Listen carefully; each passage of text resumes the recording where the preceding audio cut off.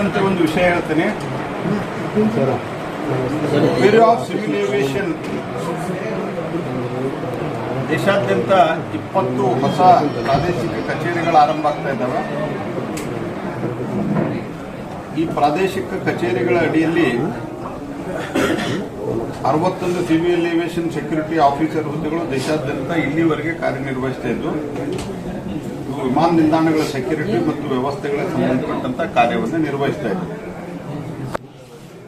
ಈ bureau of civil aviation security ಎಲ್ಲ ವಿಮಾನ ನಿಲ್ದಾಣಗಳ ವ್ಯವಸ್ಥಿತ ಕಾರ್ಯಾಚರಣೆ ಮತ್ತು ಭದ್ರತೆ ವಿಷಯದ ಕೆಲಸವನ್ನು ನಿರ್ವಹಿಸಲು ಪ್ರಸ್ತುತ 20 ಹೊಸ ಬ್ಯೂರೋ ಸಿವಿಲ್ ಏವಿಯೇಷನ್ ಸೆಕ್ಯೂರಿಟಿಯ ಪ್ರಾದೇಶಿಕ ಜೊತೆಗೆ 4 ಪ್ರಾದೇಶಿಕ ಕಾರ್ಯಾಲಯಗಳನ್ನು ಮೋದಿ ಸರ್ಕಾರ ಓಪನ್ ಮಾಡುವ ತೀರ್ಮಾನ ತೆಗೆದುಕೊಂಡಿದೆ. ಅದರ ಜೊತೆಗೆ 13 ಹೊಸ ಅಸಿಸ್ಟೆಂಟ್ ರೀಜನಲ್ ಆಫೀಸರ್ ಅಂದರೆ ಸಹಾಯಕ ಪ್ರಾದೇಶಿಕ ಕಾರ್ಯಾಲಯಗಳನ್ನು ಪ್ರಾರಂಭಿಸಲಾಗಿದೆ. ಅಲ್ಲಿ ಸಹಾಯಕ ನಿರ್ದೇಶಕರ ಹುದ್ದೆಯನ್ನು ತಿಳಿಸಲಾಗಿದೆ. ಅದರಲ್ಲಿ ಈ 13 ಪೈಕಿ ಇಡೀ ದೇಶಾದ್ಯಂತ 13 ಪೈಕಿ ಹುಬ್ಬಳ್ಳಿಯಲ್ಲಿ ಒಂದು CASLO ಈ ಒಂದು ಕಚೇರಿ ಇಲ್ಲೇ ಕಾರ್ಯನಿರ್ವಹಿಸುತ್ತದೆ. ಇದರ ಪರಿಣಾಮವಾಗಿ ಇದನ್ನು ನಾನು ಏಪ್ರಿಲ್ದಲ್ಲೇ ಈ ರೀತಿ ಅದಕ್ಕಿಂತ ಮೊದಲು ಈ ರೀತಿ ಹೊಸ ಪ್ರಾದೇಶಿಕ ಮತ್ತು ಹೆಚ್ಚುವರಿ ಪ್ರಾದೇಶಿಕ ಕಾರ್ಯಾಲಯಗಳನ್ನು ಮಾಡಬೇಕನ್ನುವಂಥದ್ದು ಅಸಿಸ್ಟೆಂಟ್ ರೀಜನಲ್ ಆಫೀಸ್ ಮಾಡಬೇಕನ್ನೋ ತೀರ್ಮಾನ ಆಗಿತ್ತು ಭಾಳ ಮೊದಲ. ಹಾಗಾಗಿ ಸಿವಿಲ್ ಏವಿಯೇಷನ್ ಮಿನಿಸ್ಟರ್ಗೆ ಅವತ್ತಿನ ಜ್ಯೋತಿರಾದಿತ್ಯ ಸಿಂಧ್ಯಾ ಅವರಿಗೆ ಪತ್ರವನ್ನು ಬರೆದಿದ್ದೆ, ಅವ್ರಿಗೆ ವಿನಂತಿಯನ್ನು ಮಾಡಿದ್ದೆ. ಅದು ನಮ್ಮ ಹುಬ್ಬಳ್ಳಿ ವಿಮಾನ ನಿಲ್ದಾಣದಲ್ಲಿ ಸ್ಯಾಂಕ್ಷನ್ ಆಗಿದೆ.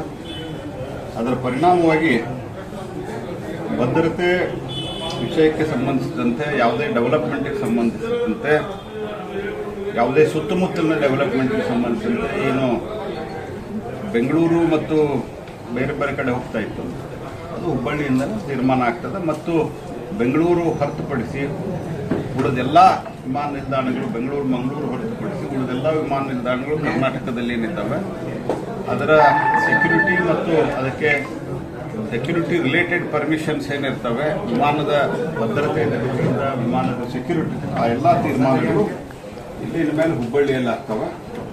ಹಾಗಾಗಿ ಇದರಿಂದ ನಮ್ಮ ಮುಂದೆ ವಿಮಾನಯಾನ ಸಂಸ್ಥೆಗಳು ಈ ಅಂತಾರಾಷ್ಟ್ರೀಯ ವಿಮಾನ ನಿಲ್ದಾಣವನ್ನು ಮಾಡಬೇಕಂತಾಗೂ ಸಹಿತ ಈ ಕಚೇರಿ ಬಹಳ ಮಹತ್ವದ ಪಾತ್ರವನ್ನು ವಹಿಸ್ತದೆ. ಹಾಗಾಗಿ ನಾನು ಸನ್ಮಾನ್ಯ ಪ್ರಧಾನಮಂತ್ರಿಗಳಿಗೆ ಅವತ್ತಿನ ಮಂತ್ರಿಗಳಾದಂಥ, ಯಾಕಂದರೆ ಇದು ಏಪ್ರಿಲ್ದಲ್ಲಿ ಅನುಮೋದನೆ ಸಿಕ್ಕಿತ್ತು, ಈಗ ಫೈನಾನ್ಸದ ಅಪ್ರೂವಲ್ ಸಿಕ್ಕಿತು, ರೈಟ್ ಫೈನಾನ್ಸ್ ಅಪ್ರೂವಲ್ ಈಗ ಕೆಲವು ದಿವಸಗಳಿಗೆ ಈಗ ಅಧಿಕೃತ ಅಪ್ರೂವಲ್ ಬಂದಿದೆ. ಹಾಗಾಗಿ ಇದು ಒಂದು ಬಹಳ ಒಳ್ಳೆಯ ಬೆಳವಣಿಗೆ ಹುಬ್ಬಳ್ಳಿ ವಿಮಾನ ನಿಲ್ದಾಣದ ಡೆವಲಪ್ಮೆಂಟ್ ದೃಷ್ಟಿಯಿಂದ ಸನ್ಮಾನ್ಯ ಪ್ರಧಾನಮಂತ್ರಿಗಳಿಗೆ, ಅವತ್ತಿನ ಮಂತ್ರಿಗಳಾದಂಥ ಜ್ಯೋತಿರಾದಿತ್ಯ ಸಿಂಧ್ಯಾ ಅವರಿಗೆ ಮತ್ತು ಇವತ್ತಿನ ಮಂತ್ರಿಗಳಾದಂಥ ನಾಯ್ಡು ಅವರಿಗೆ ನಾನು ಧನ್ಯವಾದವನ್ನು ಅರ್ಪಿಸ್ತೇನೆ. ಪರೇಡ್ ಮಾಡಿಸ್ತಾರೆ, ನಿಮ್ಮನ್ನು ಚಿಂತೆ ಮಾಡಬೇಡಿ. ಸಿದ್ದರಾಮಯ್ಯ ದಿನೇಶ್ ಗುಂಡೂರಾವ್ ಒಂದು ಮಾತು ಹೇಳಿದ, ಈಗ ಕುಮಾರಸ್ವಾಮಿಯನ್ನು ಮುಗಿಸ್ಲಿಕ್ಕೆ ಬಿಜೆಪಿ ಈ ರೀತಿ ಒಂದು ಷಡ್ಯಂತ್ರ ಮಾಡ್ತಾ ಇದೆ, ಮುಗಿಸ್ಲಿಕ್ಕೆ ಈ ತರ ಪ್ಲಾನ್ ಮಾಡಿದೆ. ಅಲ್ಲಲ್ಲ, ಅವ್ರು ಕುಮಾರಸ್ವಾಮಿನ ಮುಗಿಸಿ ಅವರಿಗೆ ಅನುಭವ ಅದ. ಮುಖ್ಯಮಂತ್ರಿ ಮಾಡಿ ಸಿದ್ದರಾಮಯ್ಯರು, DK ಶಿವಕುಮಾರ್ ಎಲ್ಲ ಸೇರಿ MLAಗಳನ್ನ ರಾಜೀನಾಮೆ ಕೊಡಿಸಿ ಅವ್ರನ್ನ ತೆಗೆದುಹಾಕಿಸಿದ್ದು ಅವ್ರಿಗೆ ಅನುಭವ ಅದ. ನಾವು ಯಾವತ್ತೂ NDAದಲ್ಲಿ ಯಾರಿದ್ದಾರೆ, NDAದಲ್ಲಿ ಅವರು ಚೆನ್ನಾಗಿನೇ ಇದ್ದಾರೆ ಮತ್ತು ಅವರು ಧೈರ್ಯದಿಂದ ಹೇಳಿದ್ದಾರೆ ಏನು ತನಿಖೆ ಮಾಡೋದು ಮಾಡ್ರಿ ಅಂತ. ಈಗ ಜೊಲ್ಲೆ ಪ್ರಕರಣ ಇರ್ಬೋದು, ನೇರಣಿ ಪ್ರಕರಣ ಮತ್ತು ಪ್ರಾಸಿಕ್ಯೂಷನ್ ಕೊಡಲಿಕ್ಕೆ ನಿನ್ನ ಡಿಸಿಷನ್ ತೊಗೊಂಡಿದೆ CLPಯಲ್ಲಿ ನೋಡ್ರಿ. ಅದರಲ್ಲಿ ರಾಜ್ಯಪಾಲರು ಏನು ತೀರ್ಮಾನ ತೆಗೆದುಕೊಡ್ತಾರೆ. ಮತ್ತು ಆಲ್ರೆಡಿ ಕೋರ್ಟ್ ಮುಂದೆ ಇವ್ರು ಹೇಳಿದ್ದಾರೆ, ಯಾವುದು ಸನ್ಮಾನ್ಯ ಅಡಿಷನಲ್ ಸಾಲಿಸಿಟರ್ ಜನರಲ್ ಅವರು ರಾಜ್ಯಪಾಲರ ಪರವಾಗಿ ಅದರಾಗ ಹೇಳಿದ್ದಾರೆ, ರಾಜ್ಯಪಾಲರ ಮುಂದೆ ಯಾವುದೇ ಪೆಂಡಿಂಗ್ ಇಲ್ಲ ಅಂತ. ಅಷ್ಟು ವರ್ಷಗಳ ಕಾಲ ಈಗ ಅವರು ಎನ್ಕ್ವೈರಿಗೆ ವಾಪಸ್ ಪ್ರಶ್ನೆಗಳನ್ನು ಕೇಳಿದ್ದು ಈಗ ತಕ್ಷಣ ಕೊಡ್ತಾ ಇದ್ದಾರೆ. ಅರ್ಥ ಏನ? ನೀವೇನ್ ಮಾಡಿದ್ರಿ ಇಷ್ಟು ದಿವಸ? 8ರಿಂದ 14ನೇ ಇಸ್ವಿ ನಮ್ಮ ಸರ್ಕಾರ ಬರೋ ತನಕ ನಿಮ್ಮ ಸರ್ಕಾರ ನೇಮಿಸಿದ ರಾಜ್ಯಪಾಲರು ಇದ್ದಾರಲ್ಲ, ಯಾಕೆ ಮಾಡಿಸ್ತಿಲ್ಲ? ಯಾಕೆ ಮಾಡಿಸ್ತಿಲ್ಲ? 14ರ ನನಗೆ ನೆನಪಿರೋ ಮಟ್ಟಿಗೆ 14ರ ಜುಲೈ ಅಲ್ಲ ಆಗಸ್ಟ್ ಸೆಪ್ಟೆಂಬರ್ದಲ್ಲಿ ವಜೂಭಾಯಿ ವಾಲಾ ಅವರು ಬಂದರು. ಅದಕ್ಕಿಂತ ಮೊದಲು ನಿಮ್ಮವ್ರು ಇದ್ದಾರೆ, ಯಾಕೆ ಮಾಡಿಸ್ಲಿಲ್ಲ? ಅಂದ್ರೆ ನಿಮ್ಗೆ ಬೇಕಾದಾಗ ಒಂದು, ಬೇಡಾದಾಗ ಒಂದು. ನಿಮ್ದೀಗ ಹೊರಗೆ ಬಂತು. ಕುಮಾರಸ್ವಾಮಿ ನಿಮ್ಮ ವಿರುದ್ಧ ಭಾಷಣ ಮಾಡಿದ. ಅವರು ಕುಮಾರಸ್ವಾಮಿಗಳು ನಿಮ್ಮ ವಿರುದ್ಧ ದನಿ ಎತ್ತಿದ್ರು.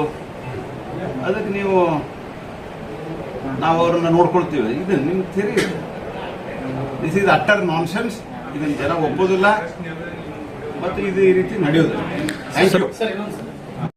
ಆದ್ರೆ ನಾನೊಂದು ಪ್ರಶ್ನೆ ಕೇಳ್ತೀನಿ. 2000 ಕುಮಾರಸ್ವಾಮಿಗಳು ಬಹುತೇಕ ಇದನ್ನು ಕೇಳಿಲ್ಲ, ನಾ ಕೇಳ್ತಾ ಇದ್ದೇನೆ. 2006-7 ನಂತರ ಅಲ್ಲ, 2004 ಅದು ಕೇಳಿ. ಆಮೇಲೆ 2013 ಯಾರ ಸರ್ಕಾರ ಇತ್ತು? 2018 ಯಾರು ಮೇಲೆ ಇವತ್ತು ನೀವು ಎನ್ಕ್ವೈರಿ ಆಗ್ಬೇಕಂತ ಇರ್ತಲ್ಲ, ಅವ್ರ ಜೊತೆಗೆ ಹೋಗಿ ಅವ್ರ ಮನೆಗೆ ಹೋಗಿ ಅವ್ರ ಮುಖ್ಯಮಂತ್ರಿ ಮಾಡಿದವ್ರು ಯಾರು? ಅದಾದ ನಂತರ ಈಗ 1.5 ವರ್ಷ ಆಯ್ತು. ಏನ್ ಮಾಡಿದ್ರಿ ನೀವು? ಈಗ ನಿಮ್ಮದು ಕೇಸು ರೆಡ್ ಹ್ಯಾಂಡ್ ನೀವು ಸಿಕ್ಕಾಕೊಂಡಿದ್ದೀರಿ. ಇದು ಮತ್ತೆ ಎಲ್ಲ ಕಡೆ 14 ಸೈಟು ಅಂತ. ನಾವು ಇನಿಷಿಯಲಿ 14 ಸೈಟ್ ಅಲ್ಲಿದೆ. 1,000 ಸೈಟ್ಗಳ ಅವ್ಯವಹಾರ ಮೂಡಾದಲ್ಲಿ ಆಗಿದೆ. 1,000 ಕೋಟಿ ಹಗರಣವಿದೆ. ಇದರ ಸಮಗ್ರವಾದಂತಹ ತನಿಖೆ ಆಗಲಿ ಅಂತ ಹೇಳಿ ಇದು ಇವತ್ತೇನು ಸಿಕ್ಕಿದೆ. ಯಾಕೆ ತರಾತುರಿ? ನಿಮ್ದೇನು ತಪ್ಪಾಗಿಲ್ಲ. ಯಾಕೆ ತರಾತುರಿಯಲ್ಲಿ ನೀವು ಆಯೋಗವನ್ನು ರಚನೆ ಮಾಡಿದ್ರಿ? ತಪ್ಪು ಮಾಡಿರಿ, ಮುಚ್ಕೋಬೇಕಂತಾನೆ.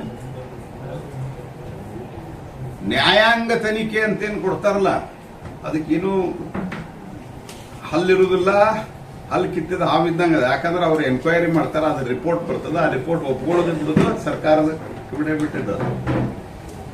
ಅದ್ರಾಗ 1 ವರ್ಷ 2 ವರ್ಷ ಕಳೆದ್ರೆ ಮುಗಿದೋಯ್ತು. ಹೋಗ್ಲಿ. ಕೆಂಪಣ್ಣ ಆಯೋಗದ ನೀವ ರಚನೆ ಮಾಡಿದ್ರಿ. ಯಾಕಂದ್ರೆ ವರದಿ ಬಿಡುಗಡೆ ಮಾಡಿಲ್ಲ, ನಿಮ್ಗೆ ಮಂಡನೆ ಮಾಡಿಲ್ಲ. ನಿಮ್ಗೆ ಅಷ್ಟು ನೀವು ಅತ್ಯಂತ ಶುದ್ಧಸ್ಥರಿದ್ರೆ ನಿಮ್ಮ ಲೆಟರು, ನಿಮ್ಮ ಶ್ರೀಮತಿಯವರ ಕೈಯಿಂದ ನೀವು ಬರೆಸಿದಂತಹ ಲೆಟರು ವೈಟ್ನರ್ ಹಚ್ಚಿದ್ದಾರೆ. ಇದ್ರ ಬಗ್ಗೆ ತನಿಖೆ ಆಗೋದು ಬೇಡ, ನಾ ಹಚ್ಚಿಲ್ಲ ಅಂತ ಈಗ ಮಾತಾಡ್ತಾ ಇದ್ದಾರೆ. ತನಿಖೆ ಯಾರು ಮಾಡ್ಬೇಕು? ರಾಜ್ಯಪಾಲರು ತನಿಖೆ ಕೊಟ್ಟರು, ಬಾಯಿಗೆ ಬಂದಂಗೆ ಮಾತಾಡ್ತಾರೆ. ಬಾಂಗ್ಲಾದೇಶದ ಪರಿಸ್ಥಿತಿ ಆಗ್ತದೆ. ಆದ್ರೆ ಬಾಂಗ್ಲಾದೇಶ ಆದರ್ಶ ನಿಮ್ಗೆ. ಇವತ್ತಿನ ತನಕ ಬಾಂಗ್ಲಾದೇಶದ ಹಿಂದೂಗಳ ಬಗ್ಗೆ ಒಂದು ಶಬ್ದ ಮಾತಾಡಿಲ್ಲ ಇವರು. ರಾಹುಲ್ ಗಾಂಧಿ ಮಾತಾಡಿಲ್ಲ. ಪ್ಯಾಲೆಸ್ತೈನ್ದಲ್ಲಿ ಇಸ್ರೇಲ್ ಅವರು ಬಡದಾಡ್ತಾ ಇದ್ದಾರೆ. ನಮ್ದೇನು ತಪ್ಪದ? ಅಲ್ಲಿ ಪ್ಯಾಲೆಸ್ತೈನ್ ಬಗ್ಗೆ ಮಾತಾಡ್ತಾರ. ಇಲ್ಲಿ ಹಿಂದೂಗಳ ಮೇಲೆ ಸತತವಾಗಿ ಇನ್ನೂ ತನಕ ಅನ್ಯಾಯ ಆಗ್ತಾ ಇದೆ. ಮಾತಾಡೋ ತಾಕತ್ತಿಲ್ಲ. ವೋಟ್ ಬ್ಯಾಂಕ್ ಪಾಲಿಟಿಕ್ಸ್ ಇಲ್ಲಿ ನಮಗೆ ಹೇಳ್ತಾರೆ. ನಾನು ಹೇಳ್ತಾ ಇದ್ದೇನೆ ಅವ್ರಿಗೆ, ನೀವೇನು ಇನ್ವೆಸ್ಟಿಗೇಷನ್ ಮಾಡೋದು ಮಾಡ್ರಿ. ನೀವು ಅವ್ರಿಗೆ ಹೆದರ್ಸೋದು ಇವ್ರಿಗೆ ಹೆದರ್ಸೋದು ಇದು ಮಾಡಕ್ ಹೋಗ್ಬೇಡ್ರಿ. ನೀವು ನಿಮ್ಮ ಇವ್ರೇನ್ ಹೇಳಿದ್ರು, ಪರಮೇಶ್ವರ್ ಯಡಿಯೂರಪ್ಪನವ್ರ ಮೇಲೆ ಪೋಕ್ಸೋ ಬಂದಾಗ ಹ್ಯಾಬಿಚುವಲ್ ಕಂಪ್ಲೇನರ್ ಅವರು, ಮಾನಸಿಕ ಸ್ಥಿತಿ ಸರಿ ಇಲ್ಲ ಅವ್ರದ್ದು. ಇವತ್ತೇನಾಗಿದೆ ನಿಮ್ಗ? ಅವ್ರಿಗೆ ಕೊಟ್ಟು ಜಾಮೀನನ್ನ ರದ್ದುಪಡಿಸ್ತಂತ ಹೋಗಿದಾರಲ್ಲ. 82ನೇ ವಯಸ್ಸು 83ನೇ ವಯಸ್ಸಲ್ಲಿ ಯಡಿಯೂರಪ್ಪನವ್ರಿಗೆ ಒಬ್ಬ ಗೌರವಾನ್ವಿತ ಲೀಡರ್. ನಿಮ್ಮ ಸ್ಟೇಟ್ಮೆಂಟ್ ಇದೆ. ಅವ್ರದ್ದು ಕೇಸ್ ಇದಾವೆ. ಅವನ್ನ ನಾನು ಇನ್ವೆಸ್ಟಿಗೇಷನ್ಗೆ ನಾವು ಮಾಡ್ತೀವಿ. ಗವರ್ನರ್ಗೆ ಹಳೆ ಕೇಸುಗಳ ಪರ್ಮಿಷನ್ ಕೊಡೋದು ಬರೀತೀವಿ. ಆ ನಂತರ ಅವ್ರ ಕಿಂಗ್ ಪಿನ್. ಸರ್ಕಾರ ನಿಮ್ದಿದೆ. 1.5 ವರ್ಷ ಆಯ್ತು ಸರ್ಕಾರ, ಹೆಚ್ಚು ಕಡಿಮೆ, ಒಂದು ತಿಂಗಳು ಹೆಚ್ಚು ಕಡಿಮೆ. ಏನ್ಯಾಕೆ ಮಾಡಿಲ್ಲ? ನೀವು ಯಾವ ಭ್ರಷ್ಟಾಚಾರದ ಕೇಸ್ ಎನ್ಕ್ವೈರಿ ಮಾಡ್ರಿ. ನಿಮ್ಗೆ ಯಾರು ಬೇಡ ಅಂದಾರ? ಅದನ್ನು ವಿಜೇಂದ್ರ ಅವರು ಹೇಳಿದ್ದಾರೆ, ನಾನು ಹೇಳಿದ್ದೇನೆ, ಅಶೋಕ್ ಅವರು ಹೇಳಿದ್ದಾರೆ. ಮಾತಾಡಿದ್ರೆ ಏನ್ ಹೇಳ್ತಾರ? ದೇವರಾಜ್ ಅರಸರಿಗೂ ಹಿಂಗೆ ಆಯ್ತು. ಯಾರು ಮಾಡಿದ್ರಿ ದೇವರಾಜ್ ಅರಸರಿಗೆ? ಈ ಪ್ರಶ್ನೆಗೆ ಒಮ್ಮೆಲೆ ಉತ್ತರ ಕೊಟ್ಟಾರ ಅವ್ರ. ನೀವು ಅವ್ರಿಗೆ ಕೇಳೋದಿಲ್ಲ ಇದನ್ನ. ದೇವರಾಜ್ ಅರಸರಿಗೆ ಯಾರು ಮಾಡಿದ್ರು? ಕಾಂಗ್ರೆಸ್ನವ್ರು ಮಾಡಿದ್ರಲ್ಲ. ಮತ್ತು ಇವತ್ತು ಸಿದ್ದರಾಮಯ್ಯನವರು ತಾವು ಜಾತಿಯ ಒಂದು ನೆರಳಿನಲ್ಲಿ, ಜಾತಿಯ ಗಿಡದ ನೆರಳಿನಲ್ಲಿ ಆಶ್ರಯ ಪಡೋದು ಅಡ್ಡಿ ಇಲ್ಲ. ರಾಜ್ಯಪಾಲರು ದಲಿತರನ್ನ ಅವ್ರ ಬಗ್ಗೆ ಯಾಕೆ ಹಿಂಗೆ ಮಾತಾಡ್ತಾರೆ ಅಂತ ಹೇಳಿದ್ರೆ ಅವ್ರು ದಲಿತರು ಅಂತ ಈಗ ನೆನಪಾಗಿದೆ.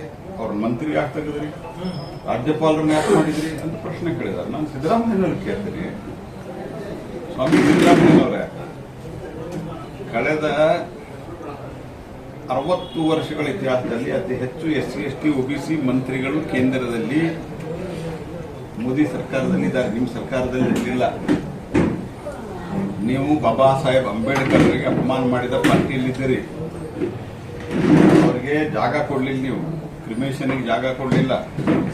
ಅವ್ರನ್ನ 2 ಸರ್ತಿ ಚುನಾವಣೆಗೆ ನಿಂತಾಗ ಸ್ವತಃ ನೆಹರು ಅವರು ಹೋಗಿ ಅವ್ರನ್ನ ಸೋಲಿಸಲಿಕ್ಕೆ ಪಣ ತೊಟ್ಟು ಸೋಲಿಸಿ ಬಂದರು. ಯಾರ್ಯಾರಿಗೂ 1 ಎಕರೆ 2 ಎಕರೆ ಡೆಲ್ಲಿಯಲ್ಲಿ ಜಾಗ ಕೊಟ್ಟರೆ ಅವರಿಗೆ ಕ್ರಿಮೇಷನ್ಗೆ ಜಾಗ ಡೆಲ್ಲಿಯಲ್ಲಿ ಕಾಂಗ್ರೆಸ್ ಪಾರ್ಟಿ ಕೊಡಲಿಲ್ಲ, ಭಾರತ ರತ್ನ ಕೊಡಲಿಲ್ಲ. ಅವ್ರನ್ನ ಸೋಲಿಸಿದವರಿಗೆ ಪದ್ಮ ವಿಭೂಷಣ್ ಕೊಟ್ಟಂತವ್ರು. ನೀವು ಮಾತಾಡ್ತೀರಿ ದಲಿತರ ಬಗ್ಗೆ. ಜಗಜೀವನ್ ರಾಮನ್ ಹೆಂಗ್ ನಡೆಸ್ಕೊಂಡ್ರಿ ನೀವು? ಸೀತಾರಾಮ್ ಕೇಸರಿ ಅವ್ರನ್ನ ಹೆಂಗ್ ನಡೆಸ್ಕೊಂಡ್ರಿ? ಇವತ್ತಿಗೂ ನಮ್ಮ ಸರ್ಕಾರದಲ್ಲಿ, ಮೋದಿ ಸರ್ಕಾರದಲ್ಲಿ ಅತಿ ಹೆಚ್ಚು SC ST OBC, ಅತಿ ಹೆಚ್ಚು SC ST OBC ಎಂಪಿಗಳು, ಇಡೀ ದೇಶದಲ್ಲಿ ಅತಿ ಹೆಚ್ಚು SC ST ಮತ್ತು OBC MLAಗಳು MLCಗಳು ನಮ್ಮಲ್ಲಿದ್ದಾರೆ. ದೇವರಾಜ ಅರಸರನ್ನ ಅತ್ಯಂತ ಹೀನಾಯವಾಗಿ ನಡೆಸಿಕೊಂಡಂತದ್ದು ನಿಮ್ಮ ಪಾರ್ಟಿ. ಯಾರಿಗೆ ಹೇಳ್ತಾ ಇದ್ದೀರಿ ನೀವು ಸಿದ್ದರಾಮಯ್ಯನವರೇ? ಇದಕ್ಕೊಮ್ಮೆ ಉತ್ತರ ಕೊಟ್ಟಿಲ್ಲ. ನಾನು 3-4 ಸರ್ತಿ ಇದನ್ನು ಬೇರೆ ಬೇರೆ ಕಡೆ ಕೇಳಿದ್ದೀನಿ, ಬೆಂಗಳೂರಿಗೂ ಕೇಳಿದ್ದೀನಿ. ನಾನು ಮಾತಾಡಿದ್ರೆ ದೇವರಾಜ ಅರಸ್ ಅಂತ. ದೇವರಾಜ ಅರಸರನ್ನ ಇನ್ಸಲ್ಟ್ ಮಾಡಿದವರು ಯಾರು? ವೀರೇಂದ್ರ ಪಾಟೀಲ್ ಅವರಿಗೆ ವಿಮಾನ ನಿಲ್ದಾಣದಲ್ಲಿ ಹೋಗ್ತಾ ಹೋಗ್ತಾ ನಾಳೆಯಿಂದ ನೆಕ್ಸ್ಟ್ CM ನೋಡ್ತೀರಿ ಅಂತ ಹೇಳಿದ್ದಾರೆ. His health was not good at that time.